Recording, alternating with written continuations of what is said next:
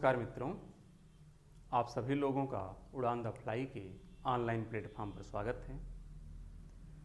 हम Indian drainage system के topic को डिस्कस कर रहे हैं, जिसके अंतर्गत हमने हिमालयन ड्रेनेज सिस्टम के अंतर्गत जो सबसे पहली नदी है गंगा नदी तंत्र, उस पर डिटेल में डिस्कशन कर लिया है।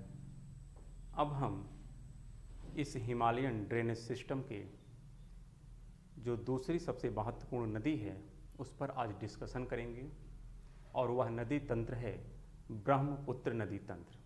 तो आज आइए हम ब्रह्मपुत्र नदी के बारे में डिस्कशन करते हैं। हमारा नाम सुरेश दुबे है और हम आप लोगों के साथ ज्योग्राफी सब्जेक्ट पर डिस्कशन करेंगे, और इस पर आपका जो सुझाव होगा उसके अनुसार हमारी क्लास को एक गति और एक दिशा भी मिलती रहेगी। इसलिए आप अपना जो प्रोत्साहन है वो देते रहिएगा और हमारे चैनल को प्रमोट करते रहिएगा सब्सक्राइब और लाइक करके, जिससे आपको नए नए प्रकार के इन्फॉर्मेशन आपको मिलते रहें। तो आइए आज हम डिस्कस करते हैं ब्रह्मपुत्र नदी तंत्र के बारे में। तो सबसे पहले हम बात कर लेते हैं कि जो ब्रह्मपुत्र नदी है, यह नदी निकलती कहाँ से है, इसकी कौन कौन सी सहायक नदियाँ हैं, और इससे संबंधित जो महत्वपूर्ण डेवलपमेंट हुए हैं, खास करके जो इस पर ब्रिज बने हैं, उस पर प्रश्न पूछा जाता है। तो आइए जितने भी इससे संबंधित प्रासंगिक तथ्य हैं या जो कॉन्सेप्ट हैं उसको आज हम समझने का प्रयास करते हैं, जैसे हमने गंगा नदी तंत्र के बारे में डिटेल में डिस्कशन किया है। तो सबसे पहले इसका हम एक बड़े मैप पर देख लेते हैं कि ब्रह्मपुत्र नदी कहाँ पर है, फिर उसी का हम एक छोटा इमेज देखेंगे। तो सबसे पहले अगर हम बात करें कि जो ब्रह्मपुत्र नदी होती है, यह ब्रह्मपुत्र नदी कैलाश मानसरोवर जो ट्रांस हिमालय के कैलाश श्रेणी में है, कहाँ पर है, ट्रांस हिमालय के कैलाश श्रेणी में है। वैसे हम हिमालय को पढ़ेंगे अलग से, लेकिन अभी बस इतना समझिए कि जो ब्रह्मपुत्र नदी है वह ट्रांस हिमालय का जो कैलाश श्रेणी है यहाँ से निकलती है, और निकल करके यह तिब्बत में आगे बढ़ते हुए यहाँ पर एक स्थान है जिसका नाम है नामचा बरवा, यहाँ पर जाती है। लेकिन प्रारंभ में जो इसका नाम है उसको हम कहते हैं सांगपो। क्या कहते हैं? सांगपो, या इसी को यारलुंग जंगपो भी नाम कहते हैं। आगे नाम हम देख लेंगे। और यह नदी आगे बढ़ती है नामचा बरवा तक, और नामचा बरवा के बाद जब यह नदी अरुणाचल प्रदेश में एंट्री करती है तो इसका दो नाम होता है। वहाँ पर इसे कहते हैं दिबांग, यानी दिहांग और सियांग, दो नदियाँ हैं, उस नाम से ये आगे बढ़ती है। फिर यहाँ पर एक स्थान है जिसका नाम है सदिया। सदिया से यह नदी आगे बढ़ती है असम में, वहाँ पर इसका नाम हो जाता है ब्रह्मपुत्रा। फिर यह नदी जब गंगा से मिलती है, जो इधर से आ रही है एक नदी जिसको कहते हैं गंगा, जब इससे मिल जाती है तो मिलने के बाद जो ये संयुक्त धारा है वह जिस नाम से पड़ती है, तिब्बत में किस नाम से प्रवेश करती है या किस नाम से प्रवाहित होती है, उसका नाम है सांगपो, या इसी को कहते हैं यारलुंग जंगपो।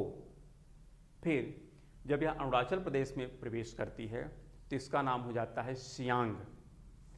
लेकिन सदिया के पश्चात जब यह असम में एंट्री करती है तो उसका नाम हो जाता है ब्रह्मपुत्रा। और जब यह बांग्लादेश में एंट्री करती है, कहाँ एंट्री करती है? बांग्लादेश में एंट्री करती है, तो इसी नदी का नाम हो जाता है जमुना। लेकिन जब गंगा नदी से मिल जाती है ग्वालंदों के समीप तो इसका नाम हो जाता है संयुक्त रूप से पद्मा। और फिर यही नदी जब आगे बढ़ती है तो एक इधर से मेघालय से एक नदी आती है जिसका नाम है मेघना। जब उससे मिल जाती है तो यह नदी मेघना के नाम से आगे बढ़ती है। तो शायद आपको लोकेशन पता चल गया होगा कि ब्रह्मपुत्र नदी कहाँ से निकलती है और किस किस नाम से यह आगे बढ़ती है, उसी आधार पर आज हम लोग क्या करेंगे, डिस्कशन करेंगे।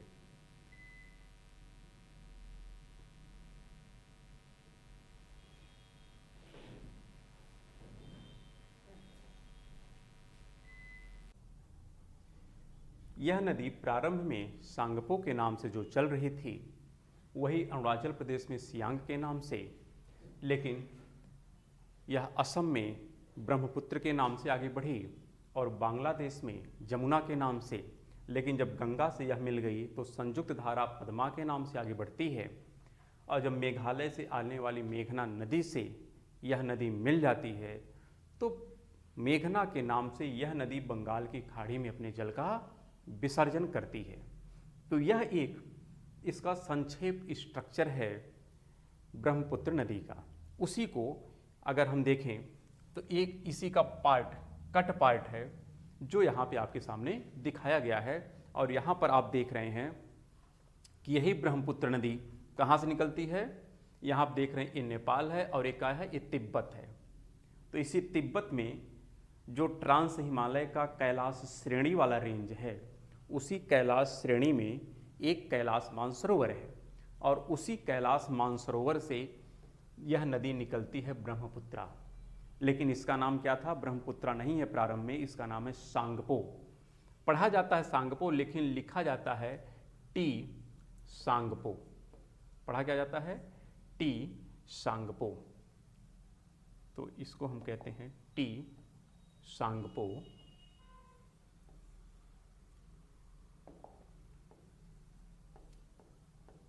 लेकिन पढ़ा क्या जाता है, सांगपो। तो यहाँ तक आती है नामचा बरवा तक, और नामचा बरवा से यह नदी अरुणाचल प्रदेश में एंट्री करती है और यहीं पर इसका नाम हो जाता है सिहांग या दिहांग नाम हो जाता है। और यहाँ पर स्थान है सदिया। सदिया से यह नदी जब जाती है असम में तो इसका नाम क्या हो जाता है, ब्रह्मपुत्रा। और जब यह बांग्लादेश में, यानी यहाँ से जब बांग्लादेश में एंट्री करती है, यहाँ तक है असम, ध्यान रखिएगा। तो यहाँ से जब बांग्लादेश में एंट्री करती है तो इसका नाम क्या पड़ जाता है, जमुना। और यहीं पे जब गंगा नदी आकर के इससे मिल जाती है तो मिलने के पश्चात किस नाम से बढ़ती है, पद्मा के नाम से। और यहीं पे जब आके एक नदी मिलती है मेघना, तब यह मेघना के नाम से बंगाल की खाड़ी में क्या करती है, अपने जल का विसर्जन करती है और मुहाने पर एक द्वीप बनाती है जिसका नाम है न्यू मूर आइलैंड। तो यह उसी के बारे में है। तो यानी बेसिक इन्फॉर्मेशन मिल गई कि ब्रह्मपुत्रा नदी कहाँ से निकलती है, किस किस नाम से आगे बढ़ती है। और ये देखना है कि इसके बारे में अब हर पॉइंट पर हमको क्या चाहिए, डिटेल चाहिए कि कैलाश मानसरोवर के जिस बिंदु से निकलता है उस बिंदु का क्या नाम है। उसको कहते हैं चेमायुंग दंग हिमानी या आंगसी ग्लेशियर। ध्यान रखिएगा, मानसरोवर झील काफ़ी बड़ी है। उस मानसरोवर झील से 3 नदियाँ निकलती हैं। एक तो ब्रह्मपुत्रा है, एक इधर जो जाती है वह सिंधु जाती है, और एक इधर आती है जो सतलज है। तो 3 नदियाँ निकलेंगी कहाँ से, इसी मानसरोवर से, लेकिन अलग अलग स्थान है। जैसे ब्रह्मपुत्रा के लिए हमने क्या कहा, आंगसी ग्लेशियर या चेमायुंग दंग हिमानी। उसी प्रकार जो सिंधु नदी है वह निकलती है सिंधी खबाब से। कहाँ से निकलती है, सिंधी खबाब से। और जो सतलज नदी है यह जहाँ से निकलती है उसका नाम है राकसताल। तो लेकिन सब है मानसरोवर, लेकिन मानसरोवर का अलग अलग स्थान है। तो उस स्थान से अलग अलग नदियाँ निकलती हैं, जबकि मानसरोवर से 3 नदियाँ निकलती हैं। ध्यान रखिएगा, एक तो ब्रह्मपुत्रा निकलती है, एक सिंधु निकलती है और एक सतलज निकलती है। अब इसी का जो है हम एक इमेज आपको दिखा रहे हैं, क्योंकि हर पॉइंट को यहाँ पे ड्रॉ करना थोड़ा मुश्किल हो जाता है, इसलिए उससे संबंधित एक बना बनाया मैप जो इसी का विस्तृत रूप है हम आपके सामने प्रस्तुत कर रहे हैं। और उसके हर एंगल को आपको समझा रहे हैं कि कहाँ कहाँ से कौन कौन सी नदियाँ निकल रही हैं और उस पर कौन कौन से डेवलपमेंट हुए हैं, उस पर थोड़ा हम डिस्कशन कर लेते हैं। तो सबसे पहले हम बात कर लेते हैं यहाँ पर जो मेन हमारा इमेज है, हैंडमेड है, हाथ से बनाया गया है। क्योंकि बोर्ड पे बनाएंगे तो सारे पॉइंट हो सकता है मेंशन ना हो पाएँ, क्योंकि बोर्ड छोटा पड़ जाता है, बार बार उसको इरेज करना पड़ेगा, इसलिए एक कंप्लीट इमेज में आपको हम दिखा रहे हैं। शेप वही है, बस थोड़ा ये विस्तृत हो गया है, इसलिए थोड़ा इसको एडजस्ट करने का प्रयास करिएगा। यहाँ पे जो सबसे बड़ी बात है कि जो ब्रह्मपुत्रा नदी है जो निकलती कहाँ से है, उसका नाम क्या है? उसका नाम है आंगसी ग्लेशियर। क्या नाम है? आंगसी ग्लेशियर, या इसी को हम कहते हैं चेमायुंग दंग हिमानी। यह कहाँ पर है? तो ध्यान रखिएगा, यह कैलाश श्रेणी है। क्या है? कैलाश श्रेणी है, लेकिन हम कहते हैं ट्रांस हिमालय है। ट्रांस हिमालय हिमालय की एक श्रेणी है, और इसी ट्रांस हिमालय का एक पार्ट है कराकोरम, और उसी कराकोरम का जो एक्सटेंशन है उसको कहते हैं कैलाश श्रेणी। तो कैलाश श्रेणी यानी हम कह सकते हैं जो हमारा कराकोरम है इसी का पार्ट है क्या? कैलाश, और इसी कैलाश श्रेणी में है मानसरोवर। क्या है? मानसरोवर, और इसी मानसरोवर के जिस स्थान से निकलती है उस स्थान का नाम क्या है? चेमायुंग दंग हिमानी या आंगसी ग्लेशियर। तो एक पॉइंट आपको याद कर लेना है कि ब्रह्मपुत्र नदी कहाँ से निकलती है? तो हिमालय का जो ट्रांस हिमालय वाला पार्ट है उसका जो कराकोरम रेंज है, उसी कराकोरम रेंज का जो एक्सटेंशन पार्ट है वहाँ पर एक झील है जिसका नाम है मानसरोवर झील। उसी मानसरोवर झील के चेमायुंग दंग हिमानी या आंगसी ग्लेशियर से जिस नदी की उत्पत्ति होती है उसी नदी को हम लोग ब्रह्मपुत्र के नाम से जानते हैं। लेकिन प्रारंभ में इस नदी को ब्रह्मपुत्र नदी नहीं कहते हैं, बल्कि इसे प्रारंभ में या तिब्बत में हम जिस नाम से पुकारते हैं उसका नाम है सांगपो, या इसी को कहते हैं टी सांगपो। टी साइलेंट होता है, ध्यान रखिएगा। तिब्बत में ज़्यादातर बहुत सी चीज़ें जैसे पैंगोंग सो लेक, तो पैंगोंग सो लेक जो है उसके सामने टी लिखा रहता है, लेकिन टी क्या है? साइलेंट है। उसी प्रकार यहाँ पे टी तो लिखा गया है लेकिन प्रोनाउंस क्या होता है? सांगपो।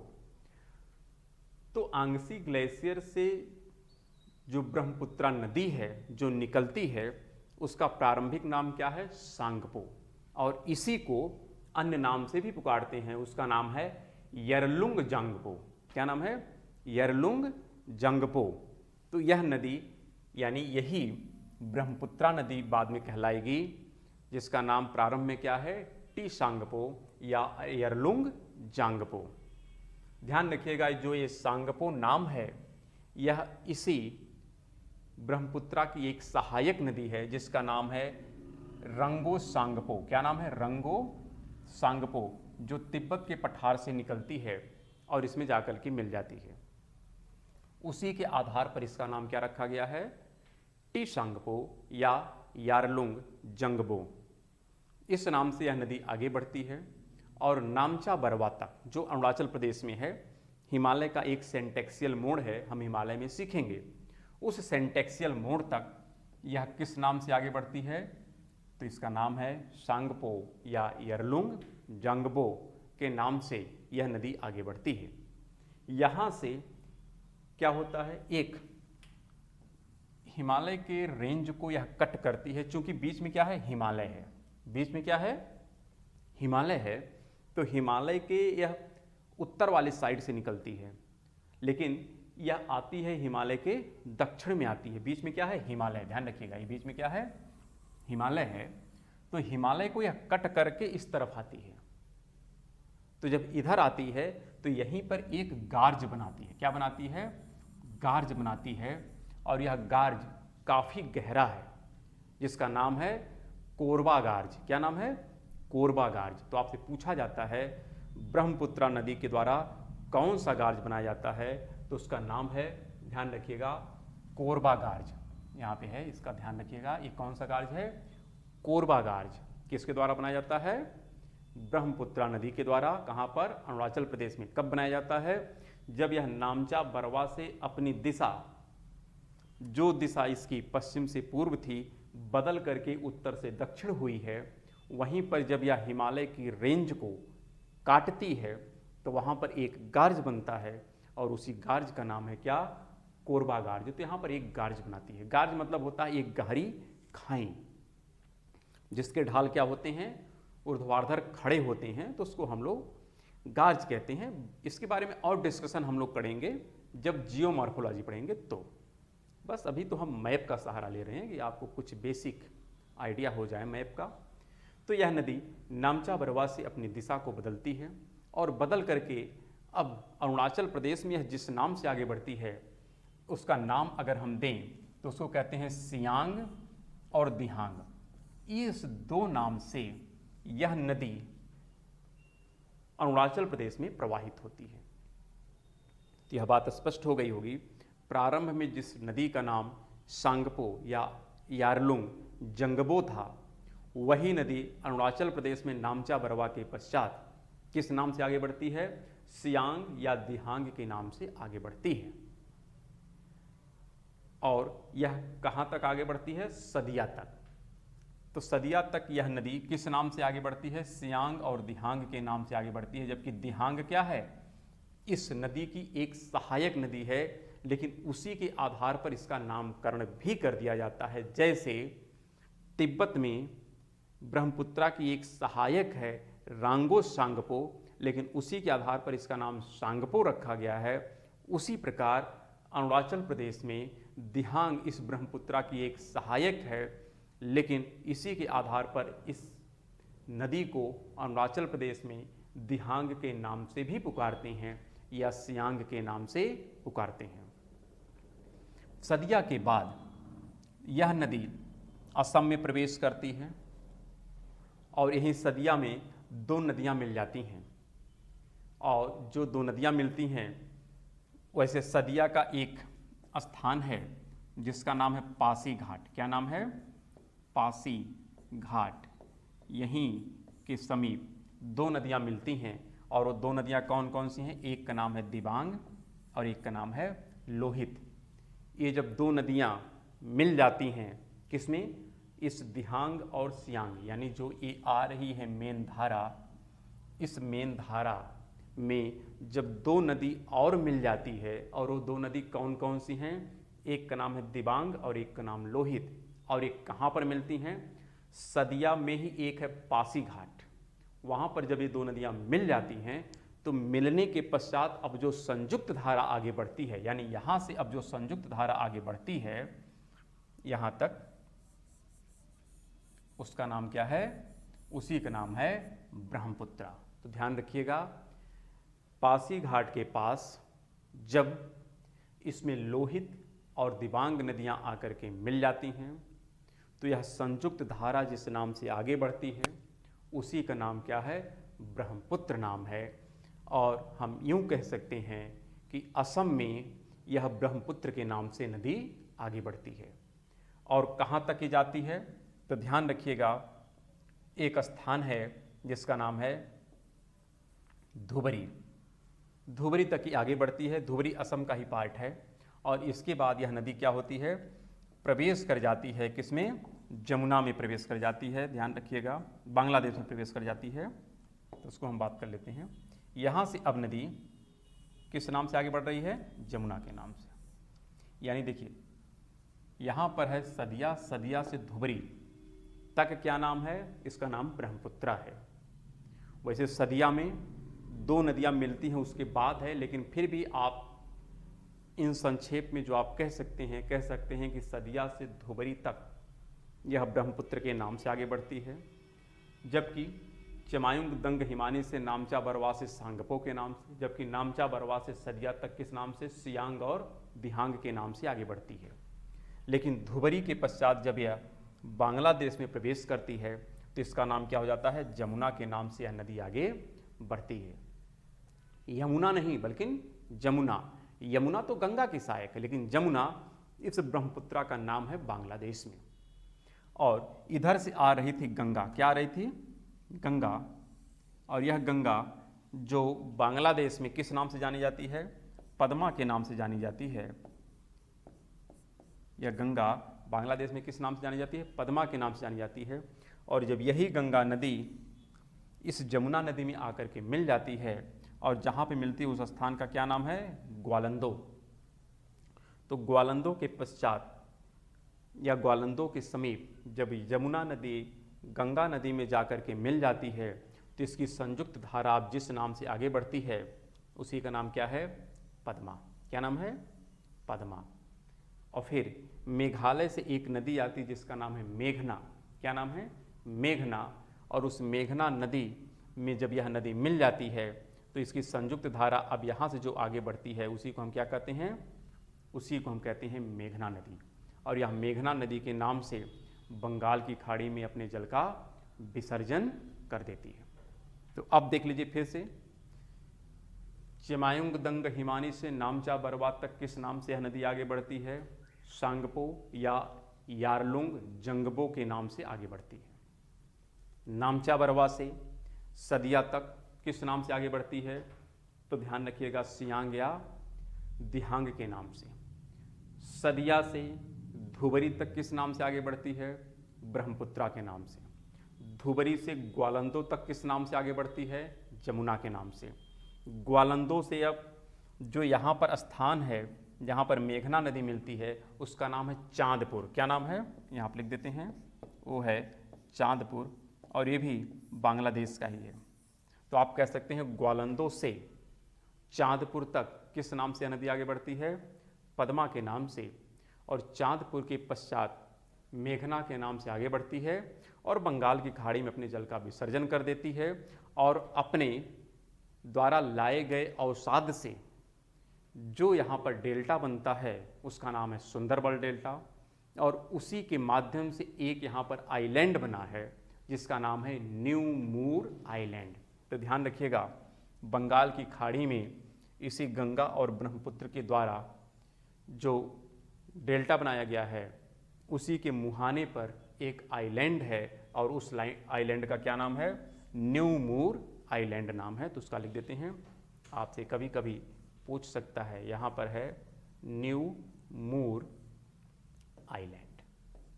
तो ध्यान रखिएगा, एक हमने और आइलैंड की बात किया था जो हुगली नदी के मुहाने पर था। जब गंगा नदी को हमने डिस्कशन किया था तो वहाँ पे हमने कहा था जो हुगली नदी के मुहाने पर बना हुआ एक आइलैंड है उसका नाम है गंगा सागर आइलैंड। लेकिन इस मेघना के मुहाने पर जो आइलैंड बना है उसका नाम है न्यू मूर आइलैंड। ये बहुत बारीक प्रश्न है जहाँ से प्रश्न पूछे जाते हैं, तो इस चीज़ में कन्फ्यूजन आपको नहीं होना चाहिए।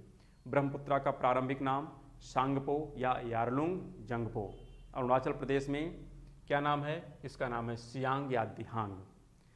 लेकिन सदिया से धुबरी तक किस नाम से आगे बढ़ती है? ब्रह्मपुत्रा के नाम से। धुबरी से लेकर के ग्वालंदो तक किस नाम से आगे बढ़ती है? जमुना के नाम से। फिर यहाँ पर ग्वालंदो से लेकर के चांदपुर तक किस नाम से आगे बढ़ती है? पद्मा के नाम से। चांदपुर से सुंदरबन जो डेल्टा है वहाँ तक ये किस नाम से यानी जल का विसर्जन करती है? मेघना के नाम से।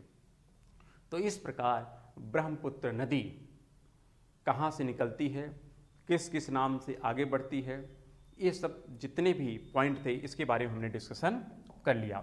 अब इसमें हम देख लेते हैं कि जो इसकी कुछ प्रमुख सहायक नदियां हैं जहां से आपसे प्रश्न पूछा जाता है वह भी महत्वपूर्ण है। उसमें अगर हम देखें तो हमने पहले ही कहा कि जिस दिशा में नदी आगे बढ़ती है उसी दिशा में आप चेहरा करके खड़े हो जाइए। तो पहले देखो इसका जो डायरेक्शन था प्रवाहित होने का वह कैसे था? पश्चिम से पूर्व था। फिर इसका फ्लो कैसे हो गया? उत्तर से दक्षिण हो गया। फिर फ्लो कैसे हो गया? पूर्व से पश्चिम हो गया। और फिर फ्लो कैसे है? उत्तर से दक्षिण है। तो ध्यान रखिएगा, जो इसकी रांगपो या रंगो सांगपो जो नदी है प्रारंभिक जो इसकी सहायक नदी है वह ध्यान रखो किस डायरेक्शन से मिल रही है। तो इधर अगर खड़े रहेंगे तो यह इसका लेफ्ट होगा या इसका राइट होगा। और यही नदी जब आगे बढ़ती है फिर इस डायरेक्शन में आ जाती है तो यह राइट हो जाएगा और यह क्या हो जाएगा? लेफ्ट हो जाएगा। यानी ये नदियां किस तट की हैं? दाएं तट की हैं, जबकि नीचे की नदियां किस तट की हैं? बाएं तट की हैं। तो आपसे प्रश्न पूछा जाता है कहाँ से निकलती है, मायने नहीं है इसके सहायक नदियाँ। जो सहायक नदियां हैं बस ये महत्वपूर्ण है कि आपको 3-4 विकल्प दिया जाएगा और बस ये आइडेंटिफाई करना होगा कि इसमें से कौन सी नदी ब्रह्मपुत्रा की सहायक नहीं है। तो आपको कन्फ्यूजन हो सकता है, इसलिए इन नदियों का नाम याद कर लीजिएगा। थोड़ा सा अटपटा आपको लगेगा, लेकिन जैसे हम प्रायद्वीपीय भारत की सारी नदियां कंप्लीट करेंगे आपको एकदम स्पष्ट विजन हो जाएगा कि कौन किसकी सहायक नदियां हैं। किसी भी प्रकार का कोई कन्फ्यूजन नहीं होगा, यह हम आपसे वादा करते हैं। इतना ध्यान रखिएगा, बस केवल आप इसको 2 बार 3 बार 4 बार क्या करिएगा, बनाने का प्रयास करिएगा। जितनी बार बनाएंगे आपको सारे पॉइंट उतनी ज़्यादा याद हो जाएंगे। तो देखिए, जो राइट की इसकी सहायक नदियां हैं उसमें एक तो रांगो सांगपो है, इसमें कोई संदेह नहीं है।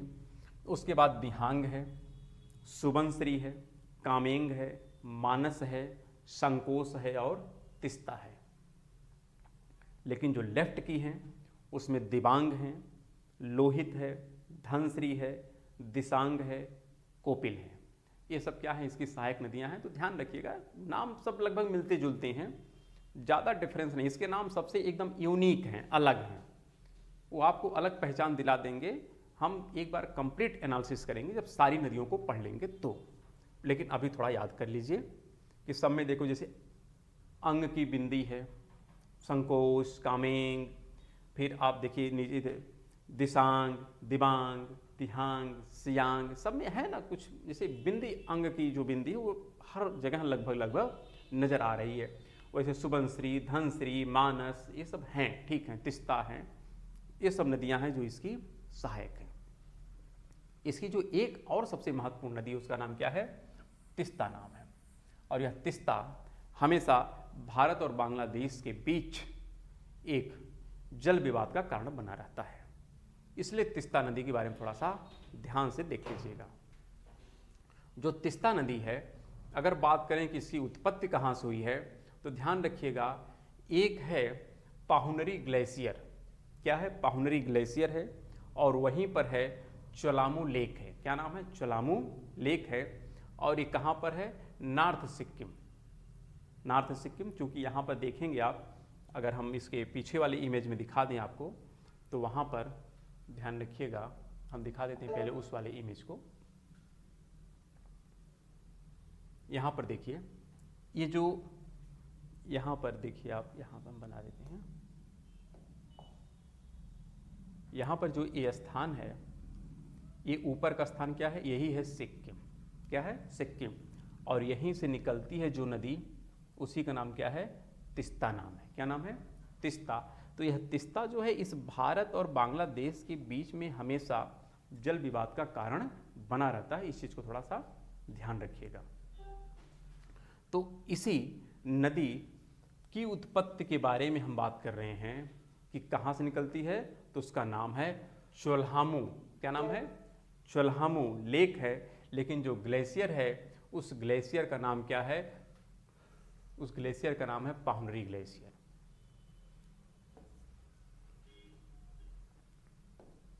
तो यहाँ पर ग्लेशियर है पाहुनरी, लेकिन लेक का नाम क्या है, चोल्हामू। और कहाँ से निकलती है, जो नॉर्थ सिक्किम है वहाँ से निकलती है। और वैसे जो ये चोल्हामू लेक है, इसके बारे में एक और महत्वपूर्ण बिंदु ये है कि यह भारत की सर्वोच्च ऊंचाई पर स्थित झील है, जहाँ से तिस्ता नदी की उत्पत्ति होती है। और यह किसकी सहायक है, तो ध्यान रखिएगा, यह ब्रह्मपुत्रा की सहायक है। और जहाँ पर आकर के मिलती है उसका नाम है रंगपुर। वैसे रंगपुर एक और है पाकिस्तान में, क्योंकि पहले बांग्लादेश भी पाकिस्तान का ही पार्ट था, इसलिए आपको नाम कभी कभी कंफ्यूज करेंगे। तो एक रंगपुर आपके अब का जो पाकिस्तान है वहाँ पर है, लेकिन एक रंगपुर आपके बांग्लादेश में भी है। और इसी रंगपुर के समीप में यह तिस्ता नदी आकर के इस जमुना नदी में मिलती है। हम ब्रह्मपुत्रा नहीं कहेंगे बल्कि क्या कहेंगे, जमुना, क्योंकि यहाँ से यहाँ तक इसका नाम क्या है, जमुना। तो इसी जमुना नदी में आकर के कौन सी नदी मिलती है, तिस्ता नदी मिलती है, जो कहाँ से निकलती है। तो ध्यान रखिएगा, ग्लेशियर का नाम है पाहुनरी ग्लेशियर, लेकिन लेक का नाम क्या है, उसका नाम है चोल्हामू झील। क्या नाम है, चोल्हामू झील है। और इसी की एक सहायक है तिस्ता, जिसका नाम है रंजीत नदी। तो आपसे यह भी प्रश्न पूछ सकता है कि रंजीत नदी किसकी सहायक है। यहाँ पे इतना माइन्यूट जो पॉइंट है हम क्यों डिस्कस कर रहे हैं, क्योंकि तीस्ता अक्सर विवाद का प्रश्न बना रहता है। तो यदि तीस्ता विवाद में है तो तीस्ता की उत्पत्ति कहाँ से हुई है, फिर उसकी ग्लेशियर कौन से हैं, यानी जो पाहुनरी है, चोलामू है, तो इन सब के बारे में जो स्पेशल बिंदु हैं उस पर भी प्रश्न पूछे जाते हैं। साथ में इसकी जो सहायक नदी है रंजीत, उसके बारे में भी प्रश्न पूछा जाता है। तो ये तो सारे प्रश्न हो गए कि जो ब्रह्मपुत्र नदी की उत्पत्ति, उसके नाम और उससे संबंधित जो सहायक नदियां हैं उस पर। अब इस पर 2-3 डेवलपमेंट हुआ है, उसके बारे में भी आपको जान लेना चाहिए। एक तो जो सबसे महत्वपूर्ण डेवलपमेंट है वह यही है कि इस पर 2-3 ब्रिज बना है। एक का नाम सबको पता होगा, उसका नाम है ढोला सदिया ब्रिज, जिसको हम भूपेन हजारिका के नाम से भी कहते हैं। एक आपका बोगीबिल है, क्या नाम है, बोगीबिल है।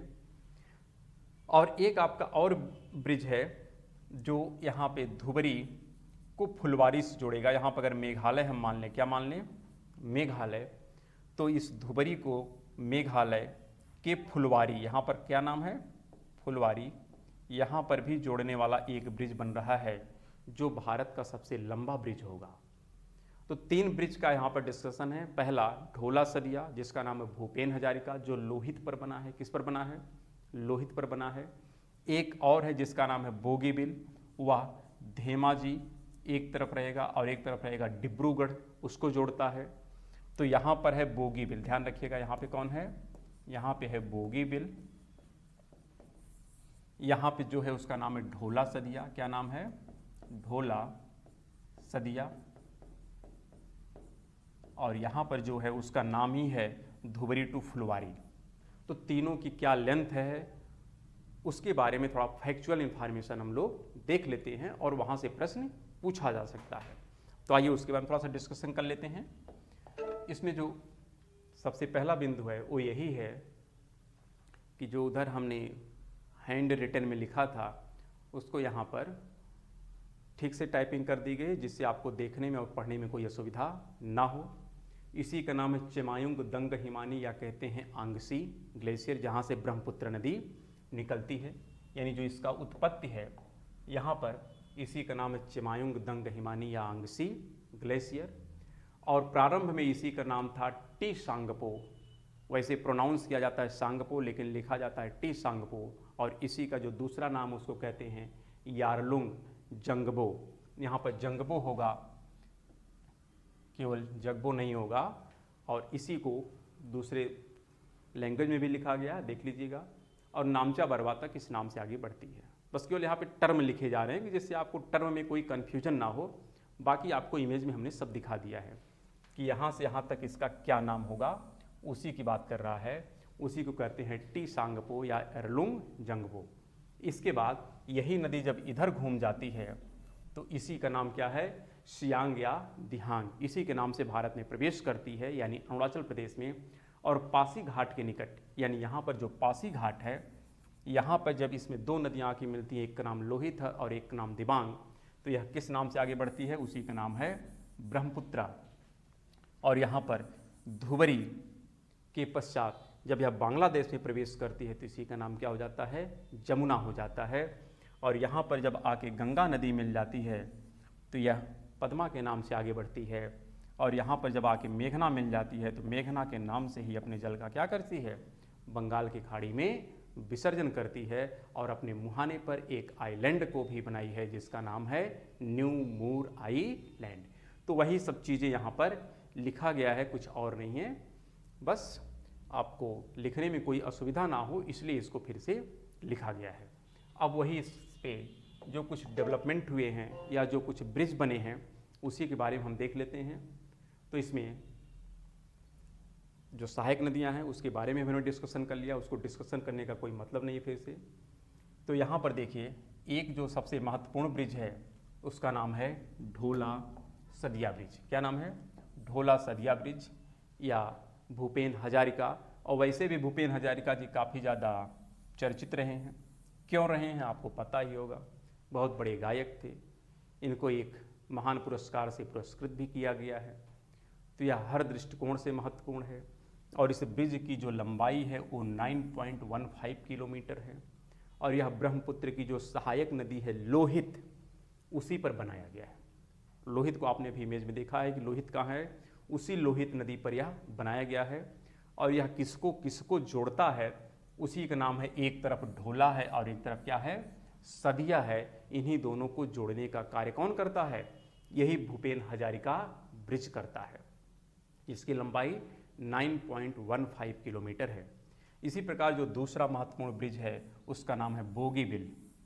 और यह बोगीबिल जो है, हमने कहा यह भी किस नदी पर है, इसी ब्रह्मपुत्र नदी पर है, जिसकी एक तरफ डिब्रूगढ़ है तो एक तरफ कौन है, धेमाजी है, जिसको यह ब्रिज क्या करता है, जोड़ता है। इसलिए यह भी काफ़ी ज़्यादा महत्वपूर्ण है। और हाल फिलहाल में इस पे यानी इसका इनॉग्रेशन हुआ था, इसलिए महत्वपूर्ण है। साथ में यहाँ पर अक्सर भारत चीन का विवाद चलता रहता है, इसलिए ये सारे ब्रिज या जो भी डेवलपमेंट हो रहे हैं यह आपको जानना अति आवश्यक है। इसकी जो टोटल लंबाई है 4.94 किलोमीटर है। अगर अभी तक वर्तमान में जितने भी ब्रिज बन चुके हैं उसमें अगर पूछा जाए सबसे ज़्यादा लंबा ब्रिज कौन सा है, तो उसका नाम यही है, ढोला सदिया या भूपेन हजारिका ब्रिज। यानी ये क्या है, यह अब वर्किंग है, यानी इस पर अब आना जाना प्रारंभ हो गया है। लेकिन जो निर्माणाधीन है, निर्माणाधीन में अगर सबसे ज़्यादा बात करें तो कौन सा है, वह ब्रिज जो है वह किसको किसको जोड़ता है, धुबरी जो असम का पार्ट है, इसको जोड़ता है, किससे, मेघालय के फुलवारी से जोड़ता है। और यह ब्रिज अभी बन रहा है। अगर यह बन जाएगा तो यह भारत का सबसे लंबा ब्रिज होगा, जिसकी टोटल लंबाई हो जाएगी 19.3 किलोमीटर। तो ध्यान रखिएगा, अभी तक भारत का जो सबसे लंबा ब्रिज है उसका नाम क्या है, ढोला सदिया ब्रिज है। लेकिन जो सबसे लंबा ब्रिज बन रहा है वह भी इसी ब्रह्मपुत्र नदी पर ही बन रहा है, जो धुबरी को किससे जोड़ेगा, फुलवारी मेघालय में है उसको जोड़ेगा, जिसकी टोटल लंबाई है 19.3 किलोमीटर। तो यह ब्रह्मपुत्र नदी से संबंधित कुछ महत्वपूर्ण तथ्य थे। लेकिन इसी पर एक दो बिंदु और भी हैं जिसके बारे में डिस्कशन करना अति आवश्यक है, और वह ये है कि अपवाह तंत्र के आधार पर, किस आधार पर, अपवाह तंत्र के आधार पर जो भारत की नदियां हैं उसमें किसका कौन सा क्रम आता है ये भी आप जान लीजिए। तो उसमें देखिएगा, अपवाह तंत्र के आधार पर सबसे पहले कौन आता है, गंगा, फिर कौन आता है, सिंधु, उसके बाद कौन आती है, तीसरे नंबर पे आती है कौन सी, यहाँ पे ब्रह्मपुत्र नदी आती है। लेकिन यहाँ पर एक चीज़ और ध्यान रखिएगा कि अगर हम बात करें कि कितना जल का फ्लो करती है, यह किस आधार पर था, अपवाह तंत्र के आधार पर। लेकिन जो जल का फ्लो है सबसे ज़्यादा जल यही देती है। लेकिन यहाँ पर अगर अपवाह तंत्र के, तंत्र मतलब होता है पूरा इसका एरिया, जो कैचमेंट एरिया होता है, जितना एरिया ये पूरी कवर करती है भारत का, उसकी बात हो रही है। तो उस आधार पर तीसरे नंबर पे आती है। और जो यहाँ पर एक और महत्वपूर्ण है वो ये है कि ब्रह्मपुत्र नदी का जो बेसिन है, कहाँ पर, मानसरोवर झील में। ध्यान रखिएगा, मानसरोवर झील हमने कहा बहुत बड़ी झील है, यहाँ से 3 नदियाँ निकलती हैं, एक का नाम है सतलज, एक का नाम सिंधु और एक का नाम है ब्रह्मपुत्र। तो जो मानसरोवर झील में इस ब्रह्मपुत्र नदी को अलग करने वाला जो बेसिन है, वहाँ पर एक दर्रा है और उसी दर्रे का क्या नाम है, मरियम ला दर्रा। ला मतलब ही होता है दर्रा, लेकिन फिर भी लिख दिया गया है मरियम ला दर्रा। तो आप कहेंगे ला भी है दर्रा भी है, मतलब ला को दर्रा ही कहते हैं, लेकिन नाम थोड़ा अच्छा लगे, सुव्यवस्थित लगे, इसलिए मरियम ला दर्रा लिखा गया है। जबकि ला का मतलब भी क्या होता है, दर्रा ही होता है। तो ध्यान रखिएगा, मरियम ला दर्रा इस मानसरोवर जो झील है वहाँ पर एक बेसिन का फॉर्मेशन करता है, जिसके माध्यम से सिंधु नदी, ब्रह्मपुत्र नदी और जो सतलज नदी है, तीनों का बेसिन अलग हो जाता है। तो इसलिए यह महत्वपूर्ण हो जाता है मरियम ला दर्रा। और एक जो छोटा सा बिंदु था वो ये था कि जब यह ब्रह्मपुत्र नदी असम में गई थी तो वहीं पर एक छोटा सा द्वीप बनाई थी जिसका नाम था माजुली आइलैंड। तो उस पर भी आप लोग ध्यान रखिएगा कि माजुली आइलैंड विश्व का सबसे बड़ा आइलैंड है, जो किसके द्वारा बनाया गया है, इसी ब्रह्मपुत्र नदी के द्वारा बनाया गया है। और कहाँ पे बनाया गया है, तो वह आप बात करेंगे, यानी यहीं पे जो बनता है उसका नाम है, यहाँ पे देख लीजिए, वो जो ये स्थान है, यहीं पर एक द्वीप बनता है जिसका नाम क्या है, माजुली आइलैंड।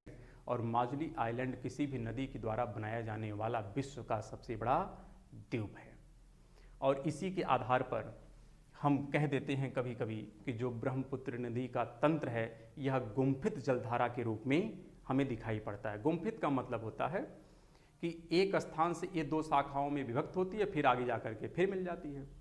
तो इस प्रकार जब यह इसकी दो शाखाएं अलग होती लेकिन आगे जा करके फिर मिल जाती हैं, तो इसी को हम लोग कभी कभी गुम्फित जलधारा का नाम दे देते हैं।